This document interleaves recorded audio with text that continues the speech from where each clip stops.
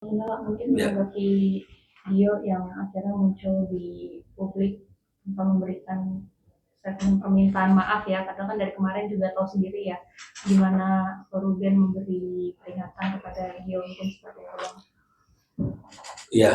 Yang pertama saya harus sampaikan kan sebenarnya perkara yang saya tangani ini kan tidak kaitannya dengan masalah teman prianya S. Ya, apapun yang dia sampaikan sebenarnya selama itu tidak ada kaitannya dengan uh, klien kami Ruben, sebenarnya kan tidak lantas kami respon, yang ada kepentingan. Kecuali memang misalnya apa yang disampaikan itu memang ada kaitannya secara tidak langsung dengan uh, postingan Ruben atau pernyataan Ruben. Nah, saya makanya mau tanya dulu, apa yang disampaikan oleh G dalam postingannya itu ada kaitannya nggak dengan Ruben Onsu? Nah, nggak ada ya. Nah, tapi teman-teman tetap ingin pendapat saya sebagai orang yang profesional. Iya. Ya, Soalnya kan sering dimatis sama Pak Ruben gitu, masalah kemarin kan disentil. Tapi Ya. dari sini dia seolah apapun yang dia rasain, yang difitnah gitu loh Bang, dia tetap akan berjalan dan nantinya bakal ada proses hukum. Nah, dari situ Ya, makanya kan ini kan hanya karena dianggap ada kaitannya secara tidak langsung dengan Ruben dan kemudian ingin pendapat saya secara profesional kan gitu ya. Kita harus declare dulu, disclaimer dulu, betul ya, seperti itu ya. Nah, terus yang kedua yang saya mau tanya, saya jawabnya pakai bahasa Inggris atau pakai bahasa Indonesia? Bahasa Indonesia dong. Lo kan artinya karena pernyataannya bahasa Inggris kan lebih tepat kalau menjawab pakai bahasa Inggris juga. Makanya saya tanya dulu teman-teman media, pakai bahasa Inggris atau pakai bahasa Indonesia? Atau pakai bahasa Batak, bahasa Karo? Pakai bahasa apa nih? Indonesia. Indonesia. Ya, jadi artinya seperti ini, ya. Kita menghormati siapapun orang yang ingin memberikan pendapat, menyampaikan pendapat dan pernyataan kan. Itu adalah sah-sah saja. Termasuk apa yang disampaikan oleh G dalam postingannya, saya rasa itu sah-sah saja kan begitu artinya. Kalau misalnya kemudian dalam postingan itu dia menyampaikan bahwa dia itu difitnah gitu ya, kemudian dia mengatakan bahwa hubungannya dia dengan S itu hubungan yang baik-baik saja, misalnya seperti itu, hubungan yang profesional atau apapun, itu kan yang tahu adalah dia sendiri dengan S, ya. Karena apa yang menjadi isi hati, apa yang menjadi fakta yang sesungguhnya, yang paham itu hanya yang bersangkutan, yaitu S dengan G, ya. Namun masyarakat itu kan melihatnya kan dari perilaku, ya. Jadi kalau misalnya kemudian kita mengatakan kita baik-baik saja, kita nggak ada apa-apa, tapi kalau perilaku kita mempertunjukkan hal-hal yang tidak patut, tidak pantas, saya rasa masyarakat pasti akan berpendapat dan berkomentar, bahkan memberikan suatu pernyataan, kritik atau apapun yang berkaitan dengan masalah perilaku itu. Ya, karena perilaku itu akan mencerminkan, akan mewakili secara umum orang yang bersangkutan itu kan gitu. Itu kan normal ya. Karena kan isi hati kita kan cuma kita yang tahu. Siapapun tidak akan bisa melihat isi hati kita, tidak bisa membaca pikiran kita, kan gitu ya. Apa yang terjadi antara kita dengan sekitar kita hanya kita yang tahu. Masyarakat akan melihat perilaku. Dan oleh karena itu wajar saja kalau misalnya kemudian masyarakat mencoba memberikan suatu kesimpulan dari perilaku yang kita pertontonkan, kita pertunjukkan. Ya, saya kira seperti itu. Nah, kecuali kalau memang misalnya Ruben. Kalau Ruben kan dia memberikan suatu pernyataan itu kan dari kacamata dia sebagai seorang ayah yang dia tidak ingin anaknya ini dididik, diasuh oleh orang yang tidak memiliki hubungan apapun ya dengan anak ini, karena dia sebagai ayah masih hidup. Harusnya ayah anak ini yang mendidik dan mengasuh dia, mengajarin dia itu adalah ibu kandungnya dan ayah kandungnya, bukan karena hal-hal yang lain. Jadi kalau misalnya kemudian ada orang mengatakan cemburu gitu, ini aneh nih, ini hebat ini. Kalau saya bilang bahwa orang melihat dari perilaku, tapi orang-orang yang menyampaikan hal itu ini luar biasa, dia paranormal, dia tahu apa yang menjadi isi hati Ruben, luar biasa, ya. Tapi kalau kita hanya melihat perilaku, ya. Perilaku yang tidak pantas itu akan menjadi satu hal yang tidak baik secara norma dan aturan. Ini yang kemudian Ruben tegur. Saya kira di mana salahnya? Ya, kalaupun niat kita baik kan yang tahu niat kita baik adalah kita. Masyarakat akan menilai perilaku kita. Kecuali orang-orang yang sudah menghakimi Ruben mengatakan Ruben cemburu. Makanya ngomong seperti itu, berarti dia tidak melihat perilaku, tapi dia bisa membaca hati dan pikiran Ruben.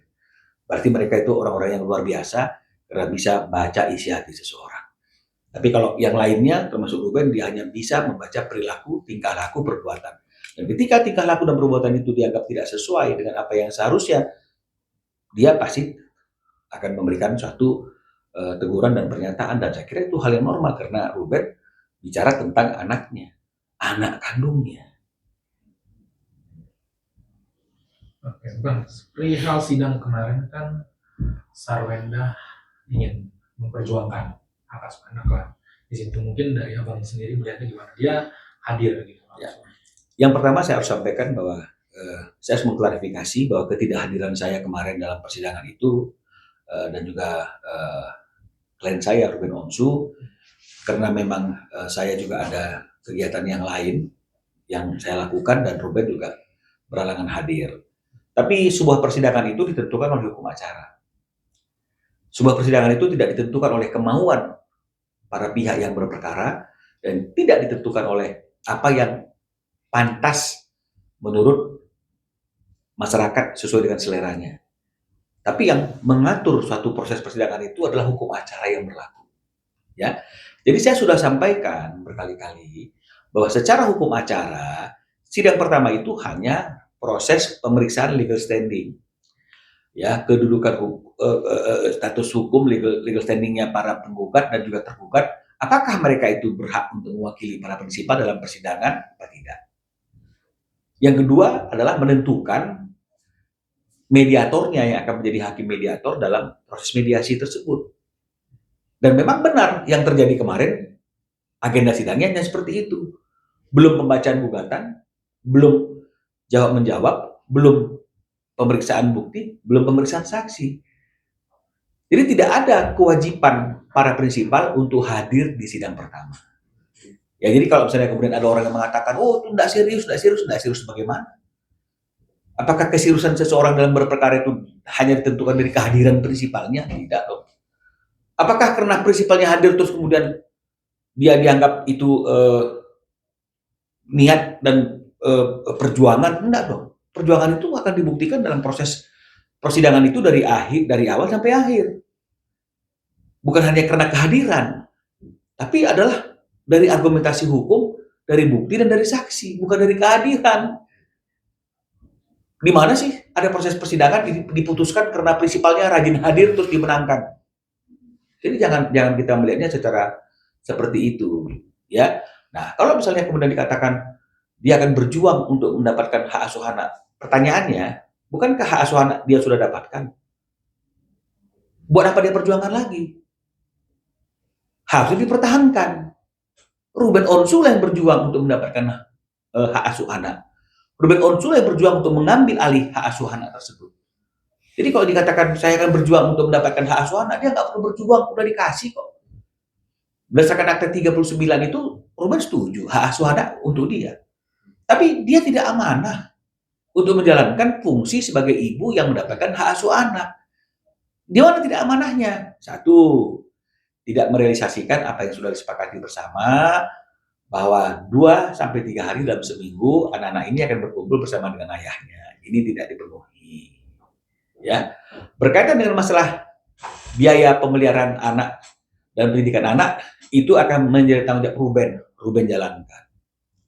Tapi ada caranya. Caranya apa? Wajib untuk disampaikan terlebih dahulu, kemudian ada diskusi, baru akan dapatlah angka per bulan kebutuhan biaya pemeliharaan anak dan pendidikan anak.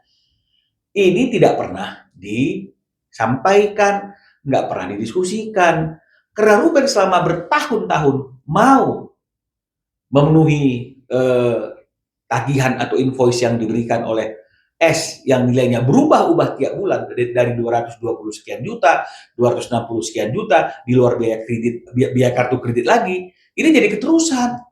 Polanya jadi seperti itu. Maka kita mau pola ini Tidak seperti itu. Harus kembali kepada apa yang sudah disepakati. Disampaikan dulu, didiskusikan dulu, baru dikunci berapa per bulannya. Tapi kan tidak mau. Perinciannya pun ditanya tidak mau. Loh, artinya kita kan tidak ada kewajiban untuk memberikan itu kalau tidak pernah disampaikan, tidak pernah didiskusikan. Jadi ketika kita tidak lakukan itu dianggap ini sebagai suatu penghentian. Tidak, kita menunggu. Berapa memangnya fix biaya pendidikan dan biaya pemberian anak-anak ini yang rutin setiap bulan. Nah, jadi ini sudah ada diatur. Ini bukan perebutan lagi, karena sebenarnya kita sudah kasih, tapi dia tidak amanah. Tidak menjalankan fungsi dengan baik. Tidak memberikan kesempatan kepada Ruben untuk berkumpul dengan anak-anaknya. Tidak menempatkan anaknya dalam lingkungan yang aman, ya, kemudian tidak memberikan contoh yang baik sama anak-anaknya, tapi justru membuat anak-anak jadi semakin menjauh dari ayahnya, didekatkan dengan orang lain. Oh, ini cemburu. Enggak. Dia boleh dekat dengan siapa saja, tapi jangan ambil apa yang menjadi hak ayahnya. Ya, ini tidak bicara masalah hal seperti itu. Nah, tapi ini kan tidak dilakukan.